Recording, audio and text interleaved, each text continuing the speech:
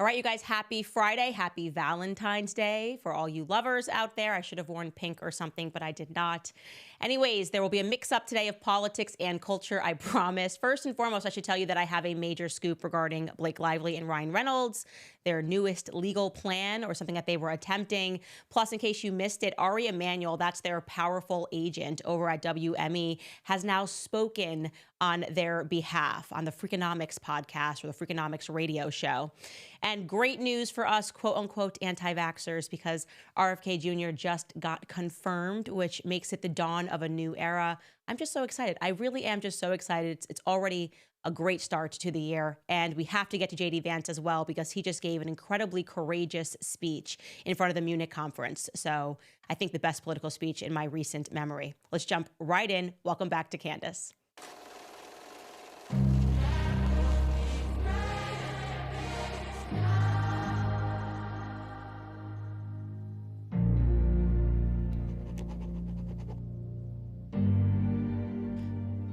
Okay, Liz Plank.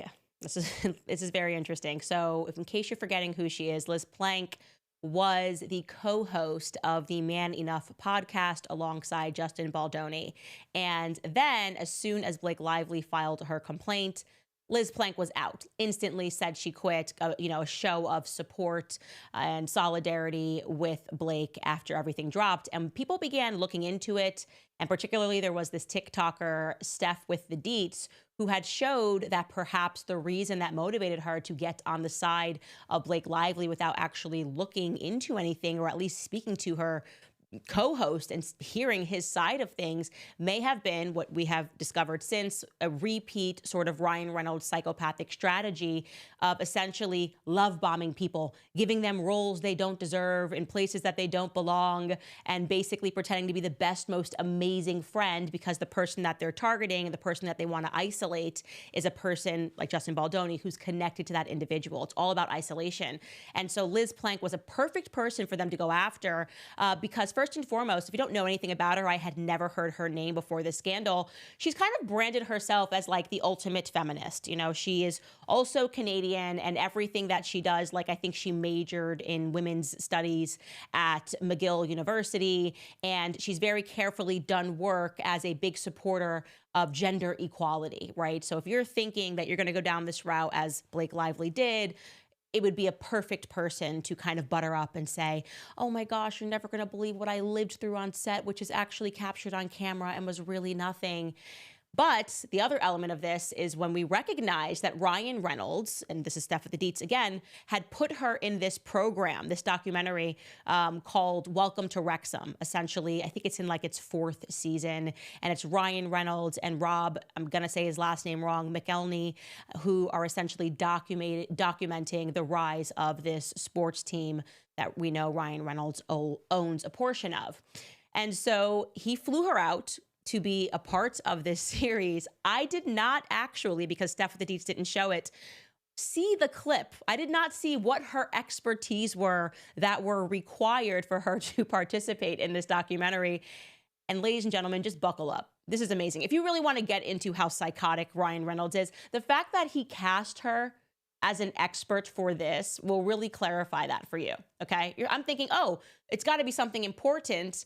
No, she appeared as an expert to deliver to audiences what the definition of a bromance is. Take a listen. The definition of the word bromance is just, it's a platonic relationship between two men. There's no female equivalent to the term bromance. The female equivalent is friends. And so the fact that we need a term to describe two men going out to dinner, I think, is very revealing about what men are allowed or are not allowed to do, and how much self-policing there is when it comes to their relationships with other men. So bromance is almost this permission for men to connect and to show love to each other because it's like a joke.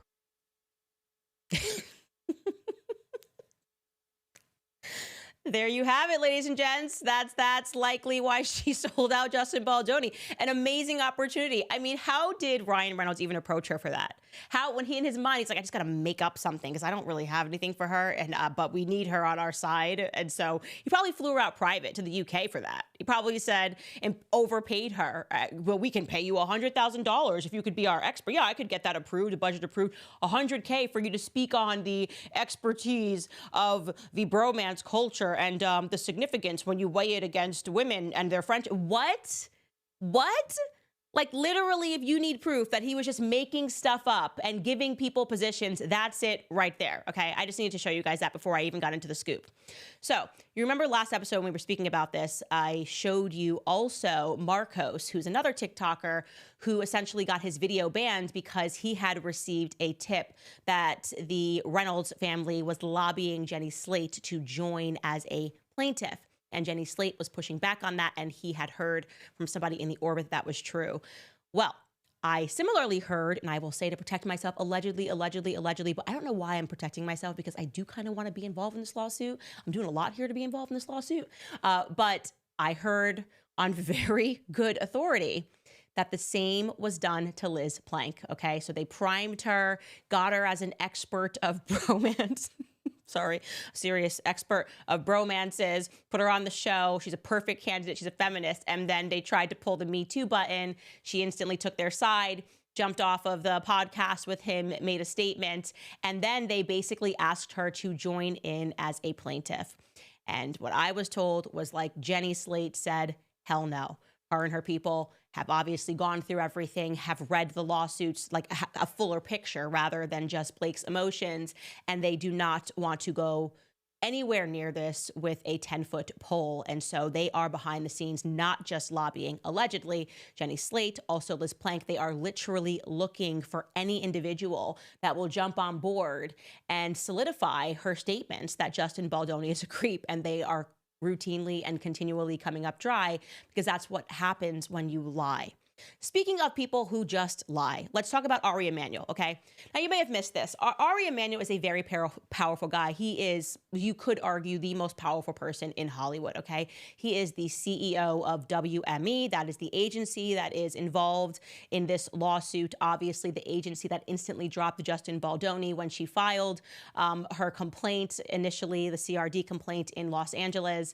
And essentially, I did not know this, he is actually Blake Lively and Ryan Reynolds' agent. So they are his clients. You have the CEO, chairman of WME and Endeavor, and these are his clients.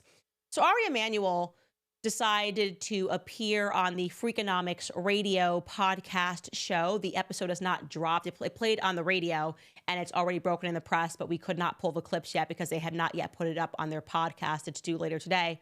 And he discussed what was going on with Ryan Reynolds and Blake Lively, and I'm going to quote you what he said, the various quotes. He said, quote, "I am a ride or die, and they're good people. I've known Ryan and Blake for over a decade. They're really incredible people. In Hollywood, they have been incredibly successful. People work with them. They've never had any bad mojo out there or treated people badly. They are charitable. We help them with their foundation. They've given tons of money away." He also said, quote, Blake felt that she was not being protected. She complained, and then these people tried to go after her. They should stop. They're still trying to do it. They should stop. If what is alleged in her lawsuit, that what happened on social media is true, just because she complained to the studio that things were unhealthy on set and that he was director and this man was a producer and they did to her what is being alleged, they're really bad people. He then said, quote, "Social media is a really good thing at times because it lets people, stars, connect with their fans. But Baldoni and Heath used it in an evil way, if that's true. We just have to be cognizant that social media can ruin people, and they should no longer be out there intimidating people using social media now and trying to hurt them and abusing them. Baldoni's team should just stop since they think they're innocent and let the process play itself out."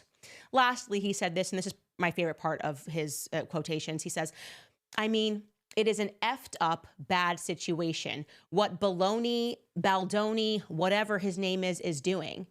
And then when the host who was speaking with him, who's Stephen Dubner, points out that Baldoni used to be on the WME roster, Ari shoots back, until I fired him. Oh, Ari's so powerful. Big bad until I fired him. Amazing. He's so powerful, guys, and he's so cool that he doesn't even remember his name. It's Baloney, Baldoni, whatever your name is, kid. Ha ha ha ha. Ari, Starry, Fari, whatever your name is, kid. Ha ha ha. I don't understand how they do not understand why we do not like them. This is just the idea of not even having the decent enough respect to say his name, Justin Baldoni. He has obviously read through all of the messages, but he's just going to come out here and say they're good people because they give money to charity. And I do believe this is what celebrities do. They're terrible human beings. They show up on red carpets like the Amfar Gala in their expensive wear to be seen, to be photographed, and they give away $1 million. And then guess what, guys? That's it. That's their indulgence. That's it. You got to just accept that they're good people. They gave $500,000 to charity this year. So that doesn't matter how they're treating other people. Okay, then, guys, well, Ari Emmanuel is the most powerful guy in Hollywood, and he has spoken out. So I guess case closed. As long as Ryan and Blake are being nice to billionaires, right?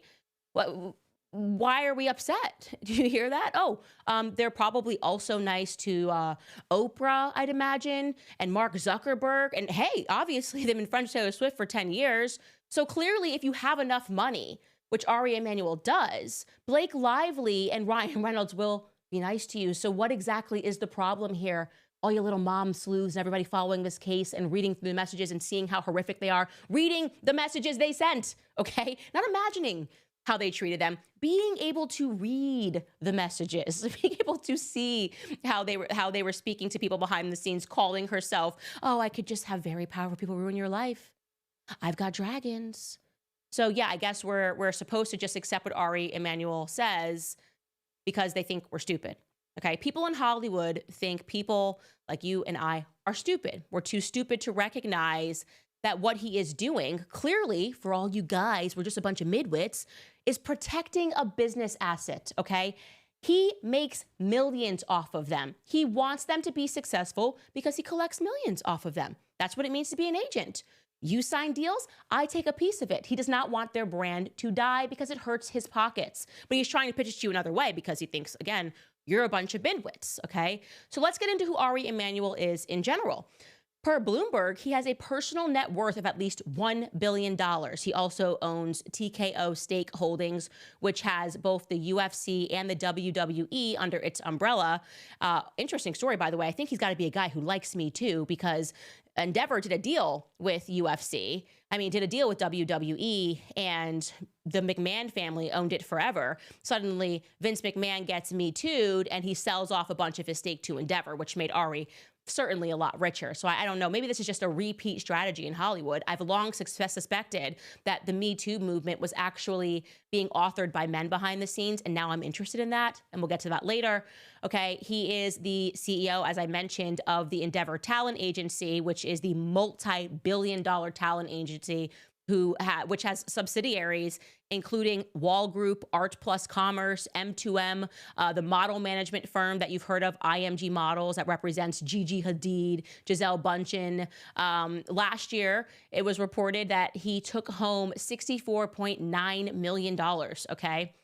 It's like he enjoys a $65 million pay package as the CEO of the TKO Group. And don't even get me started on his brother, Rahm Emanuel, who bankrupted Chicago. Absolute crook. He should be in prison. And then there's his other brother, Ezekiel, known as Zeke, Geek, Leak. Were we rhyming, Ari, here? Whatever his name is, okay? He's a pharmaceutical lobbyist who was on the COVID-19 advisory board. So, like, stay at home, save lives, let grandma die alone, trust the science. And essentially, Ari's picking up this same thing. He wants you to simply trust the science when it comes to Blake and Ryan. He wants you to accept that Blake and Ryan are always kind to billionaires. So I want you to remember that the next time that you are thinking about this and you are reading their own words and understanding what they said, I want you to stop yourself and say, but I bet they've been really nice to Jeff Bezos. It sounds like they're really nice to Gigi Hadid. And I'm sure Blake Lively would be really sweet to someone like Gisele Bündchen. So what's the big deal? Seriously, guys, these billionaires are just not like us at all. Essentially, they believe that they are in a class of society in which it is perfectly permissible to align yourselves with evil people so long as it earns you revenue. Because that's what Ari Emanuel is saying. Like, these people, they're great. They earn me revenue. I'm richer than them, so they're nice to me. and the rest of you need to booger off because these are my assets. That's what he's saying, which is why I think it's fine for us, if we want to listen to him, to completely ignore the fact that something I reported on my Instagram stories yesterday, that there are people who are speaking out about how they have been abused, which he just doesn't see it anymore. He doesn't see it anywhere. Social media is a bad thing sometimes, he says, because then people can get around us. We control the Hollywood Reporter. We can control Deadline. We can control the New York Times. But man, those moms on Insta, what are they doing? They're snooping and they're finding stuff like what we found when we came across Barbara Zeman. Now, who is Barbara Zeman? She was the 4th assistant director for A Simple Favor, the first movie, the first installment of the film with Blake Lively and Anna Kendrick. And the actor who played Blake's husband in that film is reprising his role in the second film, which is due to drop any day. And it's this guy named, an actor named Henry Golding. So he posted a promotional poster for the film on his Instagram, which is another Simple Favor. It's coming out.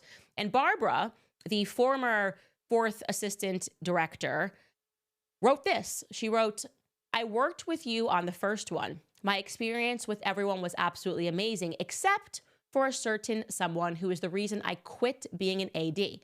Guess who that person is? I wish you all the best with this, though." So she posted that, internet sleuths caught it, started circulating, and then a bunch of people were commenting, essentially like asking her to expand more on what happened, offering her support. And then 6 days later, she replied in the comment section and she wrote, "Thanks for the kindness. I want to avoid attention around this, but I will say," referring to Blake, "she was cruel to many. I know I cried my way home many nights because you try so hard to please someone who is never pleased and puts you down constantly. I can't believe it's actually getting back at her. Karma is real." And this obviously blew up, partially because I shared it, other people shared it.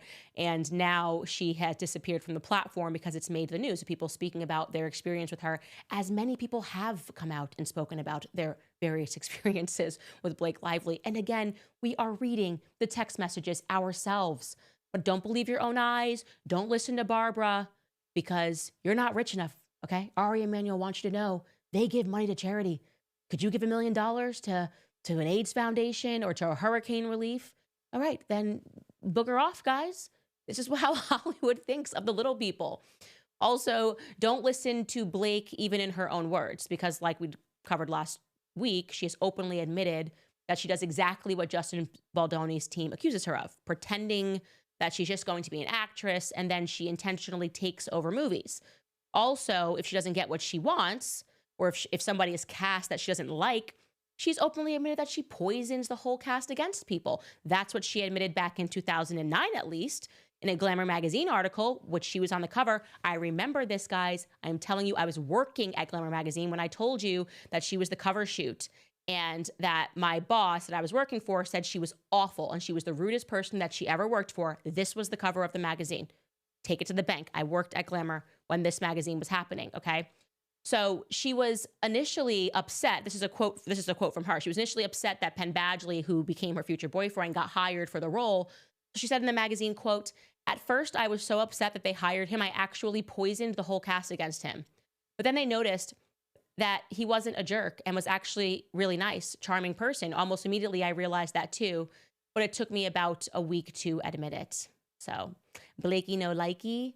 Then Blakey's going to go after you and poison the whole cast against you. And now she's got the money and the resources to poison the cast around you, including people on an unrelated podcast to her life, to fly out to the UK to offer some really sound, sage opinion and advice and expertise on the topic of romances. I hope she writes a book. I really do hope Liz Plank writes a book so I can fully understand what exactly a bromance is and how I should weigh it against my female friendships. Anyways, trust the science, like I said, because she's really nice to billionaires. And the most egregious update, by the way, in this lawsuit, it was egregious to me. I was like personally offended by this when I saw this headline. I was freaking out, okay? Essentially, how you should perceive this is Blake Lively is now openly admitting that she did not have a shred of evidence when she conspired to ruin Justin Baldoni's entire life, okay? Why do we know that? Because of a subpoena. That information came to the public in the form of a subpoena on Wednesday. In case you missed it, her and Ryan Reynolds' lawyers sent a subpoena to 3 phone carriers, AT&T, Verizon, and T-Mobile, seeking records pertaining to Baldoni, producer Jamie Heath, and of course, the billionaire Wayfarer Studios co-founder Steve Sarowitz, okay? Now, the subpoenas also are against the publicists that are involved, Jennifer Abel and Melissa Nathan. Not entirely unusual to subpoena messages, by the way, pertaining to a lawsuit. That's actually totally normal. If you think that there are some messages, it's a limited scope that you get. I've been involved in this. You give them forward, and it allows them to look for a piece of evidence that they insist is in there, whatever. But this is not what they're doing. This is not a limited scope subpoena.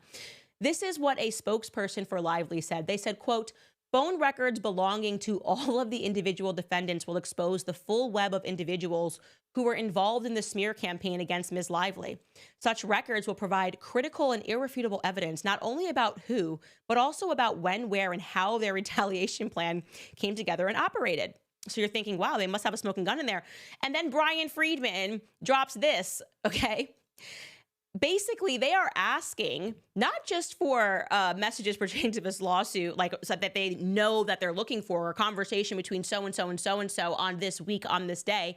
They are seeking all calls, text, and location data, everything in their phone, stretching back 2.5 years. They want everything, every message they've ever sent, okay? Brian Friedman said, quote, "This massive phishing expedition demonstrates that they are desperately seeking any factual basis for their provably false claims. They will find none." Okay? You don't ask for every message in someone's entire phone spanning back 2.5 years. Like I was personally offended when I heard this, because I think what they're relying on is, again, people in the public to be stupid and think that that's normal. Of course it's not normal. Could you know what you would find? Basically, you could paint any person in the entire world as a bad person if you had access to 2.5 years of out of context messages. I would be painted as the most racist person in the entire world.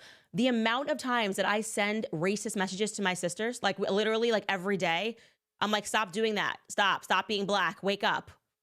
Stop being black, out of context. Oh my God, the headline would read, "Candace Owens told her sister, stop being black." Why would she say this? How could she do this? I sent terrible messages, horrific messages to my girlfriends, joking, funny messages, Savannah, redneck messages, Mark.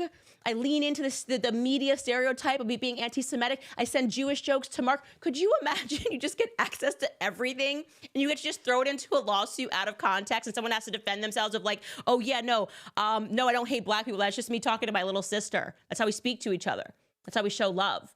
That's what they're asking for. I've got like photos of my kids' thighs sent to my husband, sent to a pediatrician. Like, is that a rash? Is it eczema? Like, you're not getting, you have no right to ask for 2.5 years of every single message sent from somebody's phone. That is absurd. It is ridiculous. And again, it relies on fundamental stupidity. Okay. You believe the public is fundamentally stupid. So I think the game they were playing is they were going to request this. Obviously, they're going to hit back hard. Like, first off, the PR people, Melissa, Nathan, who else is on the PR side? They didn't even join this lawsuit. They didn't even come on until August as crisis PR. Why on earth would they give you 2.5 years of messages when they weren't even representing this individual until the very end of this when things went down? Oh, I know, because you want everything so you can paint people as horrific people out of context. So I say the best response to this is actually, I strangely feel that 2.5 years of Justin Baldoni's messages are going to be really nice. Do you kind of agree? I feel like it's going to be so annoying and he's going to be so painfully nice for 2.5 years. And I'm just going to give him a noogies, okay? But like, fair game. Let him have it, actually, Brian Friedman, as long as you get to have 2.5 years of every single message that Blake and Ryan have ever sent. Because I would love to have 2.5 years of messages between Blake and Taylor Swift, because there is something there. My instinct tells me, I just know she's doing the abracadabra magic trick and she's going to go away because she knows the public is like onto her. She's very close. Icarus knows when it's flying too close to the sun, okay? Taylor Swift, Icarus knows. She's like, oh, she's coming down. I'm like, no, let's bring you back up. I want 2.5 years of your messages. Play the game. That's what I think. I say play it because I actually have full faith that Justin Baldoni is not texting his sister racist stuff like I do. all the time to my sisters, both of them, actually, all the time. I really do. It's terrible. Anyways, we will keep you updated on that. But I also wanted to tell you that we were able to confirm at least one of the posts that Colleen Hoover deleted from her Instagram since returning a couple of days ago. Essentially, she had reposted onto her main page a message that was written and shared on December 22nd, so 2 days after Blake Lively filed her federal complaint in court. Her CRD complaint in Los Angeles. Her Sisterhood of the Lively Pants friends, actresses, America Ferrera, Amber Rose, Tamlin, and Alexis Bledel, I think is her name. I hope I'm saying that correctly. Anyways, they were her co-stars in a 2005 film, and they have maintained their friendship over years. They penned this long letter of support, essentially saying that, quote, as Blake's friends and sisters for over 20 years, we stand with her in solidarity as she fights back against the reported campaign. Throughout the filming of It Ends With Us, we saw her summon the courage to ask for a safe workplace for herself and colleagues on set, and we are appalled to read the evidence of premeditated and vindictive effort that ensued to discredit her voice. Okay, blah blah blah. You get the point there. Like they're just like, and Colleen Hoover saw this, and she decided to repost it onto her Instagram, and this is what she included as the caption underneath the post. She wrote, I thought this note was beautiful and I was going to share it in my stories like I shared my post about Blake in my stories yesterday. I wanted to show support, but I had anxiety thinking of putting my post about Blake in my feed and sending myself into a mental spiral from the inevitable comments. They can be vile, and over the last year or two, there's been a huge shift in my attitude towards social media. She then goes on to say, but this statement from these women and Blake's ability to refuse to sit down and be buried has been nothing short of inspiring. Seeing these three women stand up for their friend when they know good and well they're going to be ripped apart by the people who choose not to accept or read the receipts is inspiring. I am done being afraid to post in fear of the comment section hurting my reputation. I do not care about my future legacy. I never have. I care about the people who are currently in my life, who I love and know and trust. And I care about the readers who have supported me along the way and who reach out daily to ask where I've been and why I haven't released a book in years. The answer is simple. We have become a cruel society of judges who expect perfection, blah, blah, blah. So she makes a very strong statement, and you can now say it was against Justin Baldoni. She reposted not only what the Sisters of the Traveling Pants, whatever it's called, Sisterhood of the Traveling Pants wrote, but she also includes her own sentiment and uses that phrase implying that Justin orchestrated this campaign to bury Blake Lively. And so I'm going to say this. Colleen Hoover needs to come out and offer a full-throated apology to Justin Baldoni. She does. There's no way around this. There's no escaping this. There's no deleting posts and pretending that didn't happen. You need to take accountability, okay? You didn't allow him to respond. You didn't allow him to answer. He was the person who brought your book to life, and you loved him. You wanted him to play this role. You obviously had a good experience with him, and you let all of that change because you got a little dizzy-eyed when you saw A-listers that were pumping you with love. The public, by the way, will be incredibly understandable when you say that I believed her. Okay, fine, I get that. You're allowed to, upon first instinct, not be able to perceive the level of evil in Hollywood. I get that. You're new to the town and you don't understand how these people work. And like I said, I do believe that Me Too has been weaponized in the industry by people like Ari Emmanuel who just want to take over people's businesses, okay? And I think they encourage this sort of stuff. And I think maybe Ari Emmanuel sees himself in Ryan Reynolds, right? Hungry, willing to do whatever it is, taking over movies, putting credits of things that they didn't do, things that they didn't create, and in the process kind of creating an empire for yourself. But the reality is, Colleen Hoover, is that you fell for it, you made a strong statement, and you hurt this person, and you hurt his family, and his kids will have to grow up one day to read that, a person who wanted nothing more other than to bring your vision to life, the vision of your readers to life, really, what they saw when they read this book. So you got to put on your big girl pants, and you got to apologize, okay? That's all I'm going to say about that topic.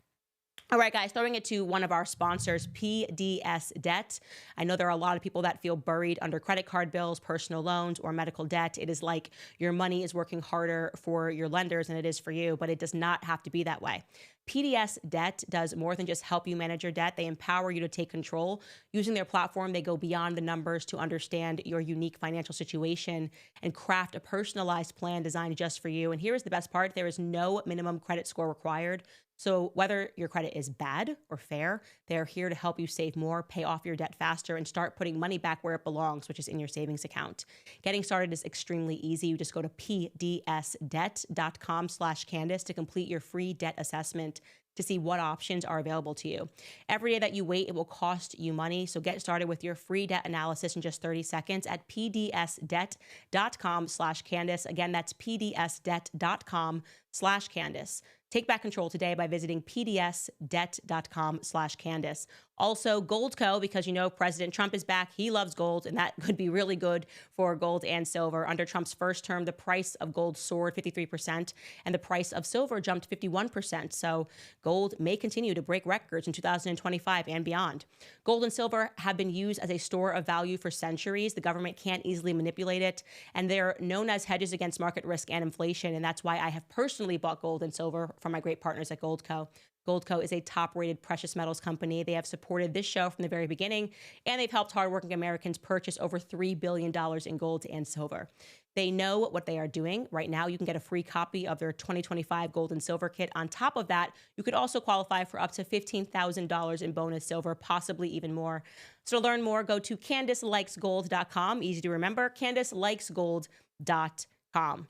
All right, guys, first thing I want to do, by the way, is issue a correction. Yesterday, for those of you, the millions of you that are following the Becoming Brigitte series, it was brought to our attention that we accidentally put up a photo of the wrong David Rothschild when we were covering the connections of Emmanuel Macron and who put him into power. We showed this photo of David Mayer de Rothschild, who is actually like an artist, environmentalist. He is in the family, obviously. His father is Evelyn de Rothschild, but the correct photo that we should have shown is David Rene de Rothschild, and he is the one who essentially just magically put Macron into power, despite the fact that his colleagues said he was an absolute idiot who didn't even know what EBITDA stood for. So that is the correct David de Rothschild, and of course, we always want to make sure that we do so much fact-checking here that we want to be accurate and not misidentify someone.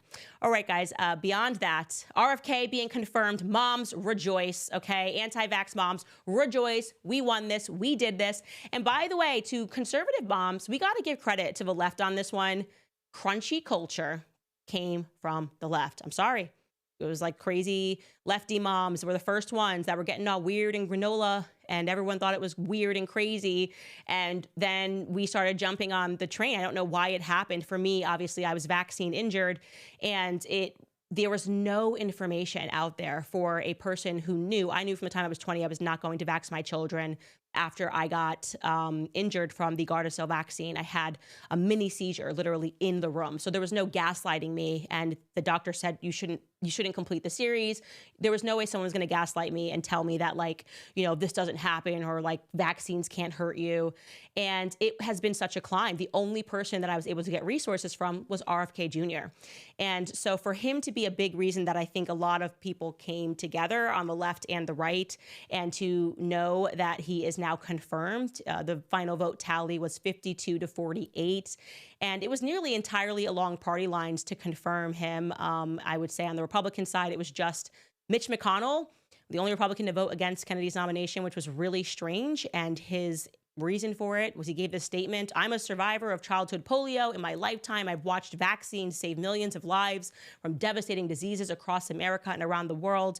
I won't finish that, but I want to let you know that these lies are not going to stand anymore because people are waking up. And that is why this blessing of me being able to have a shot in the dark, you know, it's now back up on CandaceOwens.com for all of you moms that are having children, and you maybe are not at all anti-vax, but you also feel this tremendous pressure from big pharma, you know, the doctors, the pediatricians, everyone that you're looking for, like, vaccines are good, they're amazing.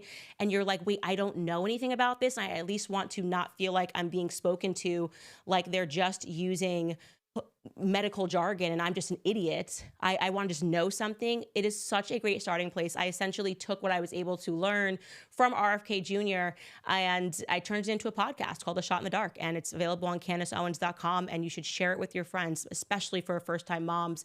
We cover every single vaccine that's on there. And so I'm just very, very happy. It is such a win, and it is a win for all parents who are tired of being lectured. And I do think for that reason, by the way, COVID was a gift. As crazy it was the shutdowns, as crazy as it was with being away from our parents, relatives, the people that had to suffer not even being by the side of their loved ones when they died. What it did do was it fundamentally transformed society. And so people who would have been so against this conversation, who would have never allowed for this conversation to happen, would have just screamed, "You're an anti-vaxxer," are willing to listen now, because they now realize something is very wrong and something is very deranged with the medical institution. And they're starting to wonder, is it all about profit? And my answer to you would be, yes, it is. And you will not be offended watching that series. I'm very gentle in going through everything, and I just arm you with the facts, and I give you questions to ask your doctor about every single vaccine that they are trying to push on your children. And so I hope that helps. I know that it will help. I'm very proud of that series. I think it's the most important work that I've ever done, truly. By the way, JD Vance. Okay, don't know how you guys feel about him. Love to hear it. People on the left, I feel like he's actually kind of maybe liked. He's very, very smart, obviously. Well, he did this incredible thing. So he attended the Munich Security Conference. And essentially, this conference has taken place since the 1960s. And you're supposed to sit up there and talk about the threats, like the threats to Western establishment, and it's supposed to be Russia and Iran, and everyone gets up there, and this is what we have to do. We have to protect Ukraine, whatever. I'm not into any of that, okay? I think maybe the only thing worse than the pharmaceutical industrial complex is the military industrial complex, and we're all missing out, and our countries are not safer, our cities are not cleaner, and we're constantly being told that we need to get to work because we need to defend somebody else's cities. And it doesn't make any sense to me. And I know that's a very conservative perspective. It's one that I stand by. And so actually it used to be a leftist perspective to be anti-war. I don't know.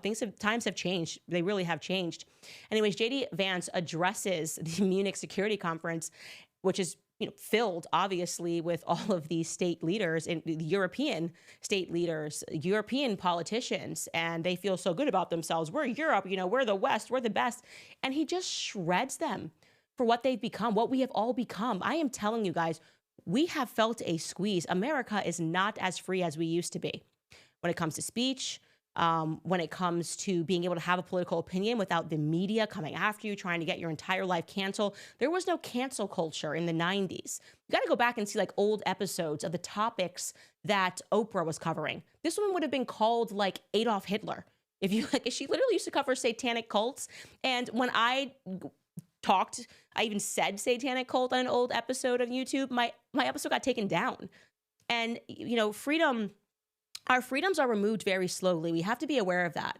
And sometimes I think we can be so passionate and so against an individual or so in the web of media lies, really believing what the media is telling us about someone is true, that we would be willing to give up our freedoms to have that person canceled. You don't realize that it doesn't stop with that person, right? You're giving the media the ultimate power. You're giving the media the power to ruin somebody's life. And we don't want to do that. So even if we think we hate one another, we should defend each other's right to speak. And Europe hasn't been doing that as of late. What's going on in Europe is terrifying. They have become exactly what they hate. We were supposed to march in and end wars. God forbid, the Nazis. Oh my gosh, you couldn't say things. All of the stuff that you learned, Europe is now becoming that. And JD Vance just calls them out on it on stage. It's an amazing clip and that we're going to show you. This is only 3 minutes of the speech. You should very much go watch the entire thing. But this is what JD Vance had to say. Take a listen.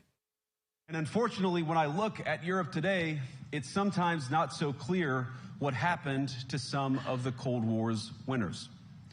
I look to Brussels, where EU commissars warn citizens that they intend to shut down social media during times of civil unrest the moment they spot what they've judged to be, quote, hateful content.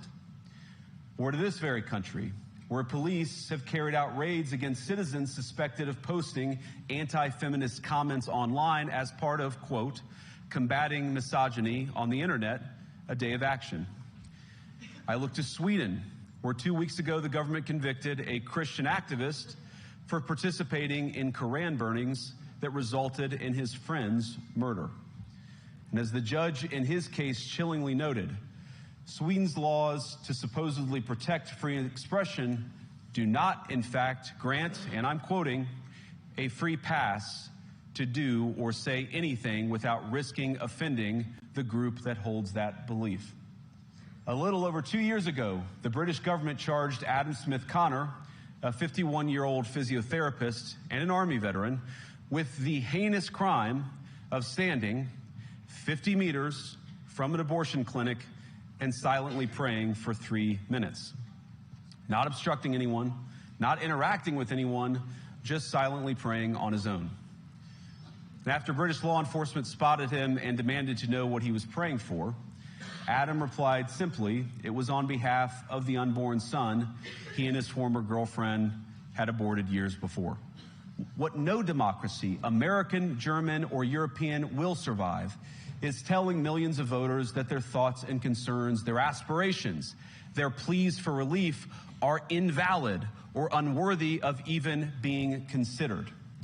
Democracy rests on the sacred principle that the voice of the people matters. There's no room for firewalls. You either uphold the principle or you don't. Europeans, the people, have a voice. European leaders have a choice. And my strong belief is that we do not need to be afraid of the future. You can embrace what your people tell you, even when it's surprising, even when you don't agree. And if you do so, you can face the future with certainty and with confidence, knowing that the nation stands behind each of you. I just loved this so much because he's essentially looking at these people in the face and saying everything that you claim that we need to go to war to defeat, you have become, right? You have become totalitarian. Everything that you tell us we should be fearful of in terms of communism. Think about what the entire Cold War, the reason that this was established was really about, oh gosh, God forbid this creeps into the United States. You're arresting people for wrongthink. People show up on your door, at your door, police officers in the UK for wrongthink. And for those of you that are following the Becoming Brigitte series, think about how far France has taken it. They're not even just arresting their journalists. They're now trying to extend their arm into America and send legal threats to Americans.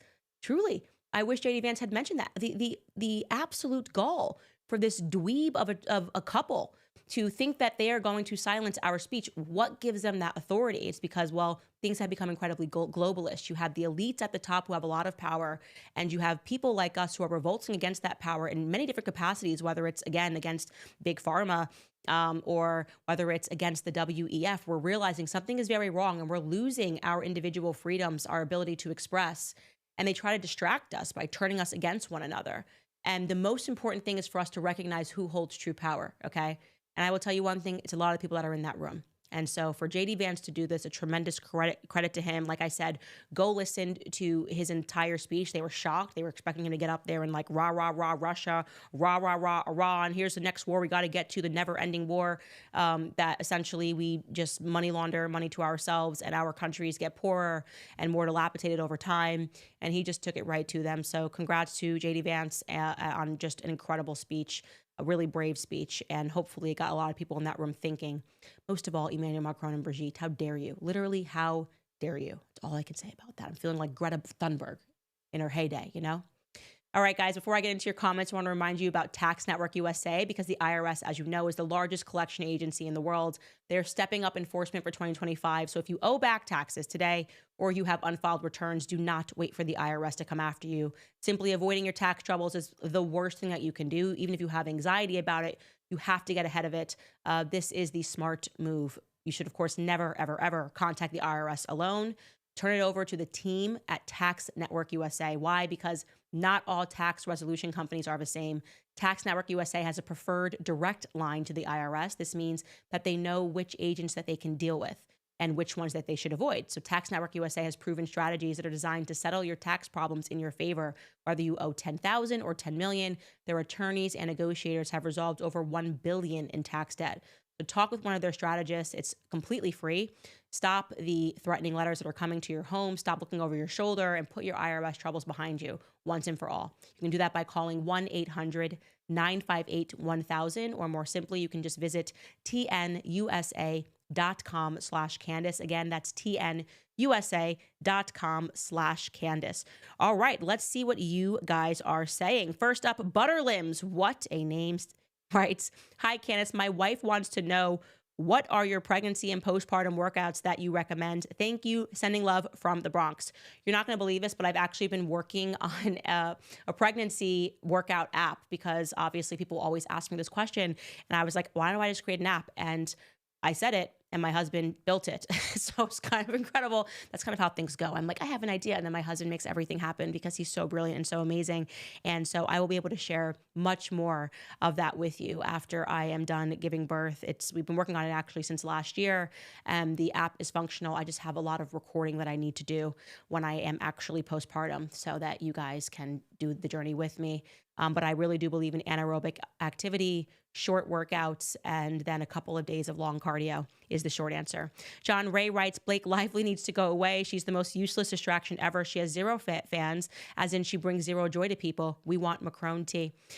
Listen, well, don't worry about that. The interview with Xavier is dropping on Monday. I know it's a day off for most people, so you can literally stay home and watch it in its entirety. You can use the weekend, if you have not gotten into the Brigitte series, to catch up on it. I am very proud of the work that we did. I'm also proud to announce that Xavier Poussard's book is at the top of the book charts under politics, and it's number 23 overall, Becoming Brigitte. So I presented it. Xavier Poussard wrote the book. I essentially presented his book in the series, and it is 23 overall in Amazon Books, which is incredible. Number 1 in politics. So you guys did that. Thank you. And his family, who had to uproot their entire lives after being harassed for taxes. I couldn't think of, they so deserve this. 8 years of investigative reporting while running from the evil Macron family and their goons. Kimberly writes, before people start causing problems that'll be public, they'll have to calculate the Candace O effect now. Thank you for saying that, but truly, I always just give it back to you guys. You guys are the ones that write in these tips. Yes, I get obsessed and I become a psycho, but you guys do too. And that's what's amazing. We just share this knack for realizing that we are bigger than the media. We don't need people like Ari Emmanuel and the Hollywood Reporter tell us what to think about people. We have eyes, we have ears, and we can research ourselves, and we can very clearly see who is wrong in this scenario, and it is not Justin Baldoni.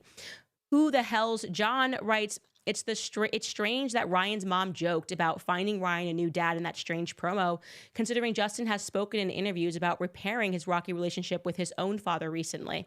Yeah, I think that was part of what really triggered Ryan about Justin was doing a lot of work to kind of go back and make sure that he cured traumas from his childhood, and clearly Ryan had not. He took it as a personal shot. My best guess, as I've said all along, is that Blake opened up to him, as is implied in that skit when the mom says, call me Ryan, that Blake opened up to him about Ryan's unresolved trauma. His dad died. He never dealt with it, because why would he? He's an egomaniac. He wouldn't have dealt with all of the issues with his parents, and his mom just looks like a victim of Ryan too. So I know we're supposed to think Ryan's dad was the bad guy, but I would say Ryan probably became his father if he was the bad guy. Seems controlling, narcissistic, abusive in every clip that I've seen of him, now that we know the context of it. But anyways, I think you're absolutely right. I think he was very triggered by Justin Baldoni having resolved those issues and found peace in his life. There's a lesson in there for all of us, man. Let it go. Let the anger go. Solve the relationships, because you don't want to end up like Ryan Reynolds, who, if he wasn't an actor, I'm not saying he would have been a serial killer. I'm just interested in what he would have been doing if he wasn't acting. That's all I'm going to say. That's all I'm going to say. Guys, head to CandaceOwens.com if you'd like to support the show and support our independence. Have a wonderful long weekend if you're one of the many people who are not working on Monday. But we will be here on Monday. We're not going to be here physically, but we'll be dropping our Xavier Poussard long-awaited interview to wrap up the Becoming Brigitte series. See you guys then.